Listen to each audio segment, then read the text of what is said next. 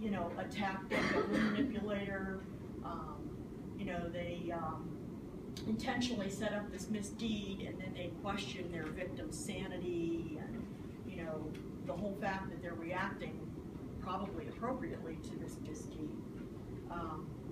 This quote is taken from a book from 2013 titled "Psychopath Free: Recovering from Emotionally Abusive Relationships with Narcissists, Sociopaths, and Other Toxic People." Let's look at this. So let's talk about some famous killers, some serial killers, spree killers, and mass murderers. And just for definition, a serial killer is someone who kills 3 or more people over a period of more than a month with some downtime in between. And a spree killer is someone who kills usually at 2 or more locations with almost no downtime. And then you have your mass murderers who typically kill a number of people, usually simultaneously, over a relatively short period of time. So I'm not going to talk about all of these people, but I just wanted to give you an indication of what their childhoods were a little bit. Albert DeSalvo, does anybody recognize him, who he was well known for? That's the Boston Strangler. Okay. He killed multiple women over his time of killing. And as a child, he used to like to trap dogs and cats in boxes and shoot arrows at them. Kip Kinkle, down here. Kip Kinkle was a high school freshman, and his incident actually took place in Springfield, Oregon. You might recall that. Anyway, he murdered both his parents and then went to high school and killed 2 classmates and injured approximately 20 other students. And he was fond of decapitating cats and mounting their heads on sticks. He blew up cows. He dissected live squirrels. And he liked to stuff lit firecrackers into the mouths of cats. And he liked to brag about his abuses. Henry Lucas, this is an older person. He was abused as a child by his mother. She used to dress him in girls' clothing and sausage curls and send him to school sort of as a form of embarrassment. She also denied him medical treatment. He injured an eye, and because she denied him medical treatment, he actually went on to lose it. One time, she beat him so badly with a board that he ended up in a coma for 3 days. Henry had a wonderful Uncle Bernie who introduced him to the activity of bestiality. We all know what that is. Bestiality, sex with animals. So Uncle Bernie taught him all about that, and even more, taught him how to get rid of his victims after he was done with them. Henry had quite a history. He murdered his first victim when he was 15. He did end up in prison for a short period of time, and then was released to his mother, and they had such a wonderful relationship that when he did get back with her, they both became intoxicated, and then he stabbed his mom and sexually assaulted her corpse. For that, he was sentenced to 20 to 40 years in prison, but he was paroled in 10. He went on to become a drifter and killed a number of female hitchhikers over the years, anywhere from 75 to 600, but he recanted so much in his stories it was difficult to know exactly how many. Mary Bell murdered 2 young boys, ages 3 and 4. They were separate incidents. Then she mutilated their bodies with razors and knives and that sort of thing. Mary was also sexually abused as a child. Basically, her mother pimped her out. She liked to prey on victims who were weaker than she was. Mary Bell displayed something called McDonald's characteristics from something entitled McDonald's Triad. I don't know if you're familiar with that. In the 1960s, psychiatrist by the name of J.M. McDonald devised this triad of basically 3 childhood characteristics that, if they were present, usually indicated high correlation that the child would go on to be abusive to others, and in fact could also be homicidal. And those 3 characteristics, and Mary had these characteristics as well, was that she had chronic bedwetting, usually beyond the age 5. She was obsessed with fire and fire setting, and she was cold to animals as well. Luke Woodham, down here in the corner, was another high school killer. He stabbed his mother, went to high school, killed 2 classmates, injured about 7 others.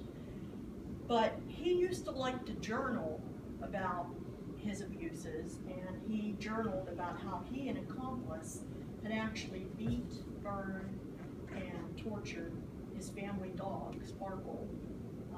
And when he wrote about it, he described it as a thing of true beauty.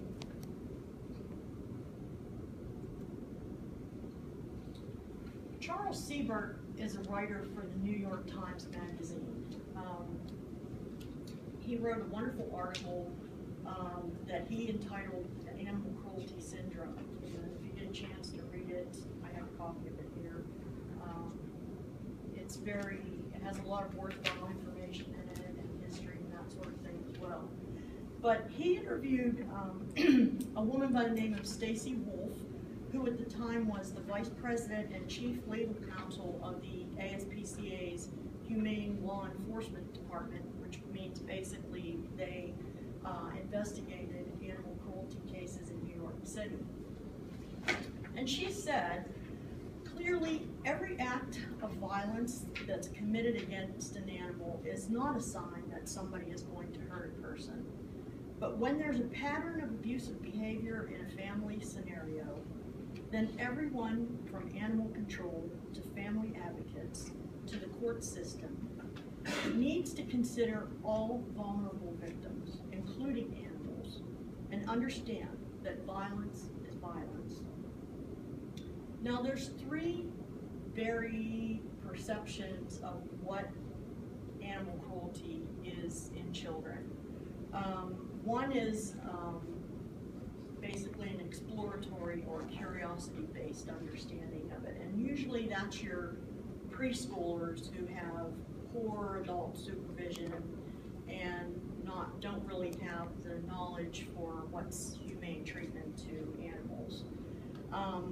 The other is pathological based, and usually those are your children who are older than toddlers and younger children. And there's a belief that possibly this type of behavior is a psychological malfunction that's linked to a childhood history of abuse or sexual abuse or domestic violence. And then thirdly, we have the delinquent understanding of what animal cruelty is. And usually these are your older kids, your adolescents, and usually the cruelty that you see in them is said to be a symptom of antisocial personality. So I think that it's extremely important that communities recognize that abuse to any living being, whether it's human or non-human, is unacceptable, and that basically it endangers everybody if it's left to fester. And I also feel strongly that those who are responsible for protecting our communities and our animals need to be sending a strong message that that type of behavior is unacceptable and won't be tolerated. because abusers typically target the powerless. Crimes against children and spouses and the elderly, crimes against animals, they often go hand in hand. So this animal cruelty syndrome that Charles Siebert talks about, basically, you know, we read about these animal cruelty cases all the time. You know, animals that are not just killed, but I mean horrifically killed. You know, they're poisoned, they're hanged, they're ripped apart, they're sexually abused, basically tortured. And these are brutal acts that, you know, that are of great concern to society. Research is documenting that the link between animal abuse and other serious crimes is increasing. And crime documentation has demonstrated a high correlation of animal cruelty that goes hand in hand with things like firearms possession and drug trafficking, gambling, and I might include dog fighting with that as well, domestic violence and sexual assault, and even murder. And, you know, I think that the important message is that crimes against animals have long been considered a separate entity, separate from human law. But if this act of cruelty is an early indication of future interpersonal violence, shouldn't we be paying some serious attention to that?